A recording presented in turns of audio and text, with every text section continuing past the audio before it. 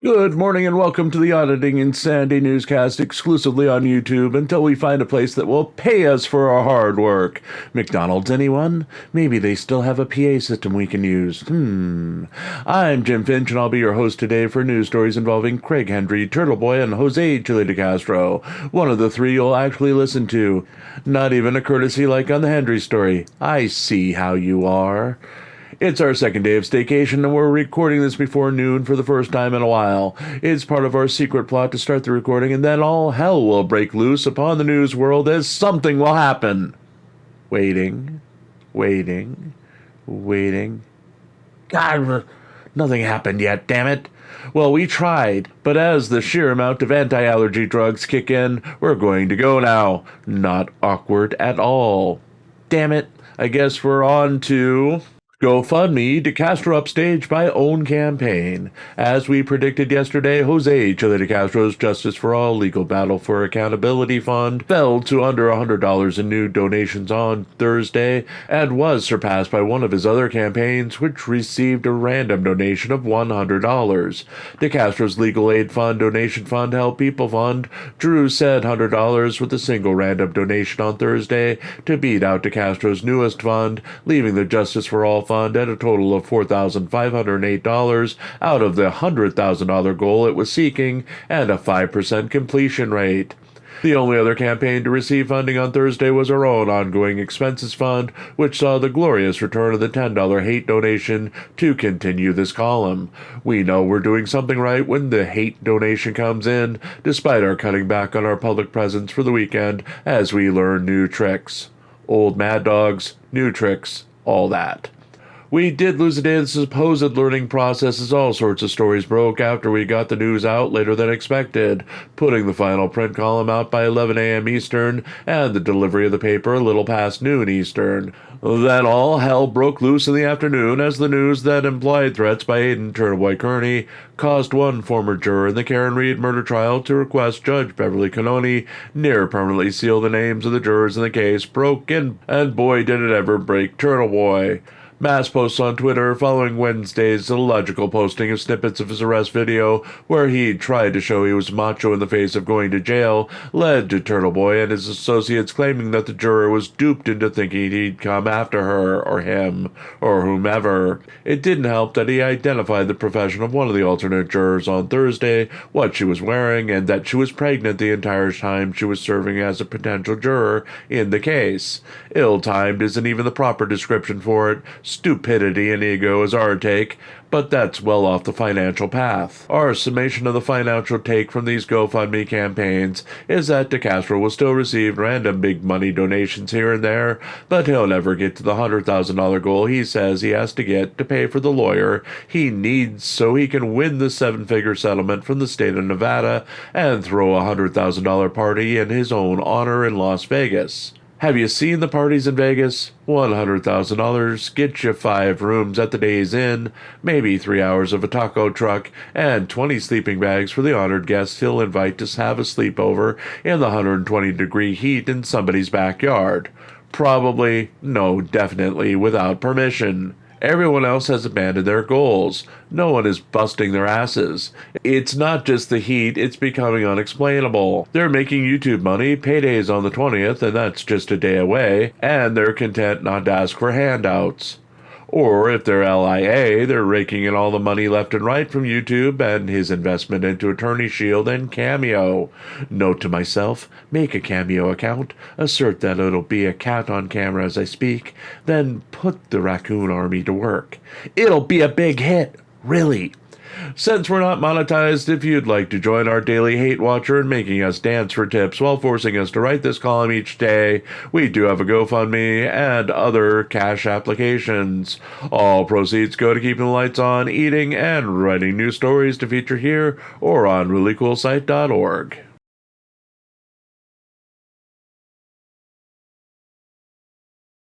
Hendry Hit with possible contempt charges. YouTuber Craig Hendry announced on Thursday night that he's facing a contempt hearing for airing a secretly made and illegal recording of his most recent court appearance in Greene County, Indiana, on his YouTube channel. Earlier in the month, the YouTuber aired footage of his most recent court hearing in his case where he's facing charges of resisting law enforcement / obstructing and unlawful encroachment on an investigation out of Greene County, Indiana.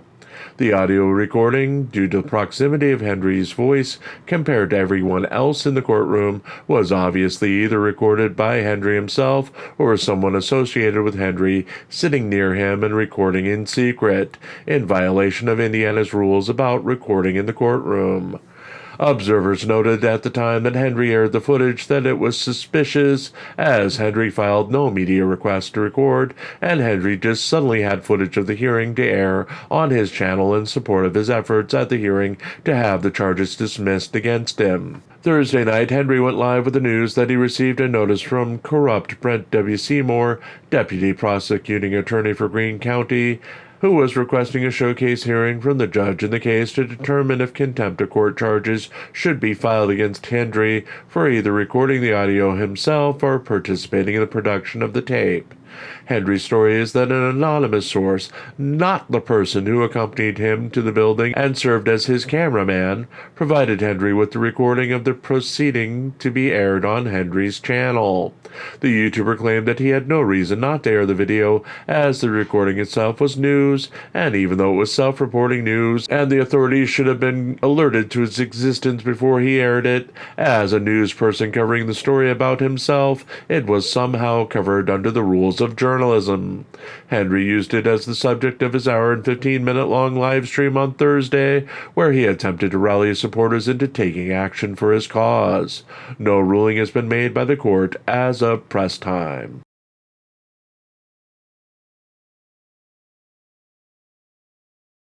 What the hell is wrong with Chille DeCastro?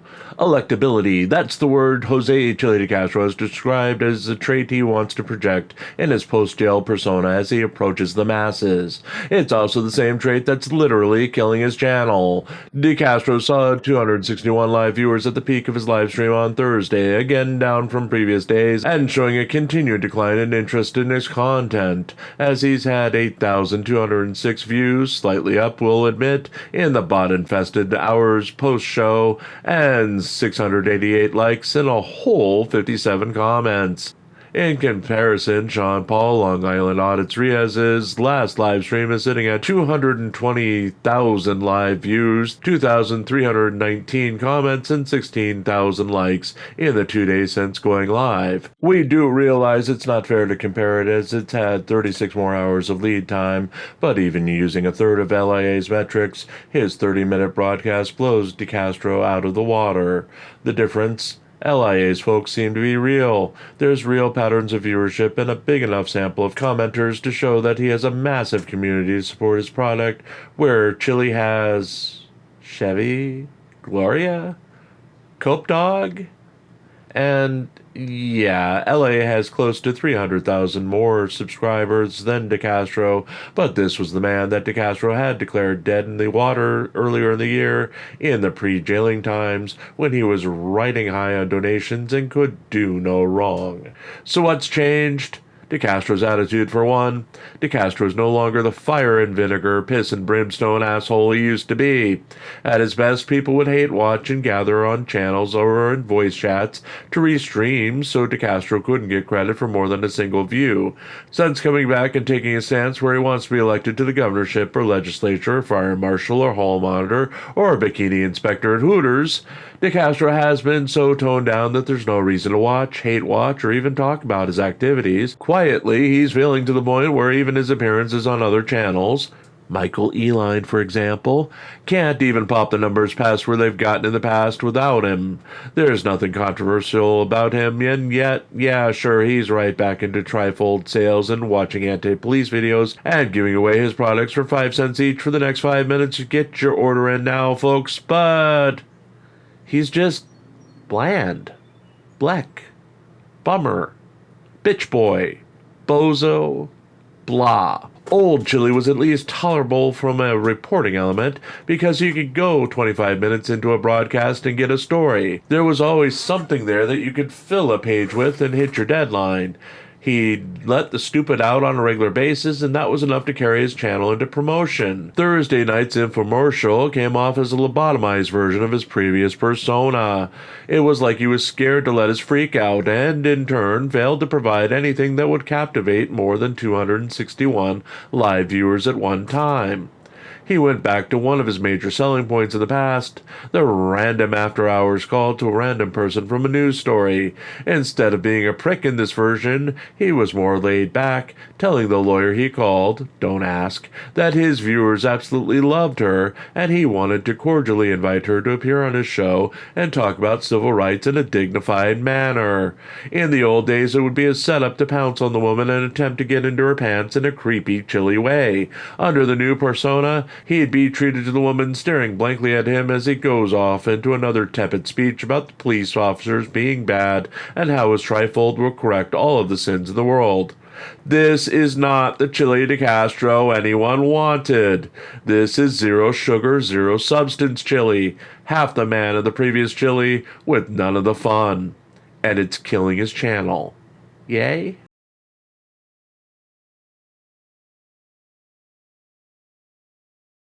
Read jury names to remain sealed. Aidan Turtleboy Kearney was mentioned directly in a John Doe filing by a member of the Karen Reed jury, who sought and was granted an order by Judge Beverly Cannoni to have the names of the jury members remain sealed.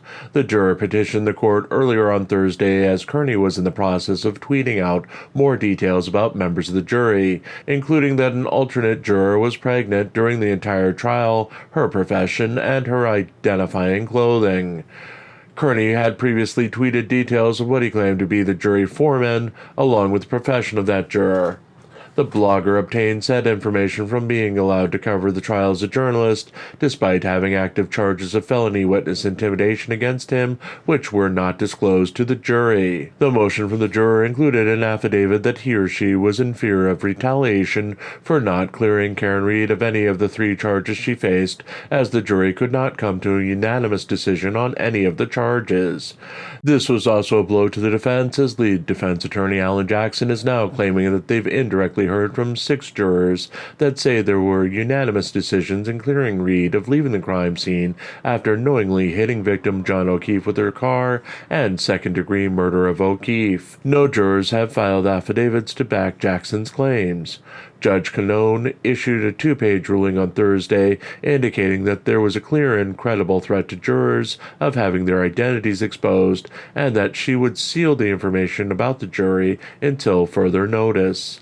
Her ruling indicated that jurors could come forward and identify themselves if they wished to. However, due to credible threats, the court would not assist in identifying the rest of the jury. The ruling also saw a huge backlash online from Kearney and his supporters, including Larry the DUI guy foreman, who attacked the juror for being brainwashed by the prosecution into making the charges against Kearney. Kearney did admit to making the statement to his followers that anyone who did not find Reed innocent of the charges she faced was an idiot, but denied making even implied threats towards anyone. He claimed that only members of the McCabe and Albert families have made threats, and backed it by airing a video of an Albert family member screaming at him during a heated confrontation outside of D&E Pizza. Kearney is facing felony witness intimidation charges from his alleged actions when he served as Karen Reed's unofficial director of propaganda last year. His pretrial hearing involving those charges is set for August. Hanging over Cannone's decision comes Monday's hearing in the Reed case, as both sides are set to meet to determine a path forward in the announced retrial of Reed. The jury in the previous trial determined it could not move forward, and a mistrial had been announced earlier this month. Reed's lawyers are pushing for an investigation of the jury's findings following their claims of the 12-0 exoneration of Reed of the 2 charges. They are moving to have Judge Cannoni declare Reed innocent of those charges based on their supposed findings, claiming double jeopardy laws would prevent Reed from being retried. The next hearing in the case is set for Monday, July 22, 2024.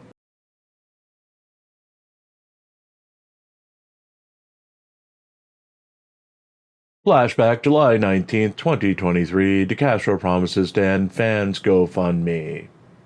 Jose Chille DeCastro went live on Tuesday with another in his sparsely attended Let's Watch Some Video series, drawing a concerning 236 total viewers out of his 222,000 subscribers to his live stream, which translates into 0.11% of his total possible viewers. Once on a path to achieve 250,000 viewers by the end of the month, which would fit his claim that his channel now draws 50,000 new subscribers a month, DeCastro's numbers for his main channel have fallen off significantly since July 4th, now averaging a little over 1,000 new subscribers a day without increasing his viewership numbers for his live streams.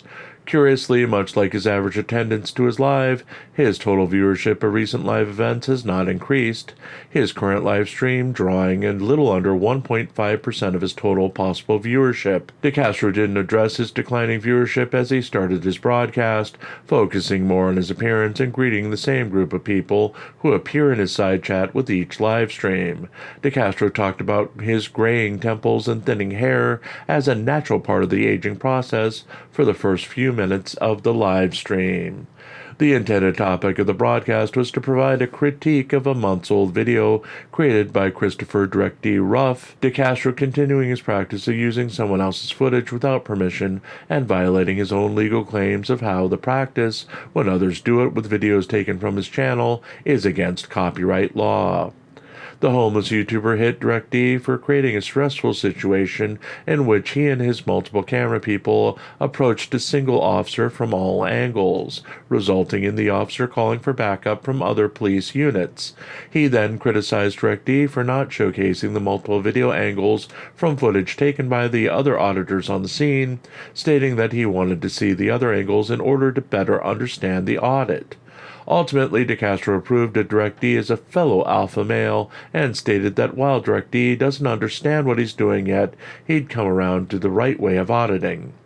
DeCastro again failed to mention his recent court losses with substantial setbacks in Ohio and Las Vegas this week, and instead took the time to announce that his constitutional law scholar program would soon be launching, and he would be providing the opportunity to teach others how to obtain the fictional role of constitutional law scholar. The stream ended as DeCastro announced he would be holding another fundraiser on July 21st for the disabled Tacoma-based fan in search of a new wheelchair and Oricam visual assistant. DeCastro stated that Friday's fundraiser would be the last one for the fan, asserting that he would reach the goals with his viewers' money or end up paying the balance himself.